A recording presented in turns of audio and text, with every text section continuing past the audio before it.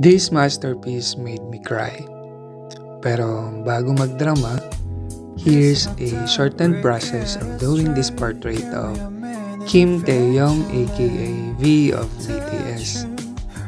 Una, nag-outline muna ako ng kanyang mukha, then binasa ko yung jacket para mas madaling i-spread yung acrylic paint.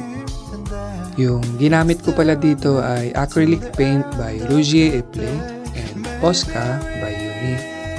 Tapos, pinapadaanan ko ng dryer para mabilis na matuyo yung paint at kapit na kapit sa jacket. Noong una, hindi ko alam kung saan talaga ako nagsisimula, but then I just trust the process. Hanggang sa nagkakaroon ng clarity yung drawing. Nagulat na lang ako sa kinalabasan. Naluha ako sa tuwa kasi hindi ko talaga akalain na makakaya kong ganito yung kalalabasan ng masterpiece na ito. Hindi pa rin ito tapos.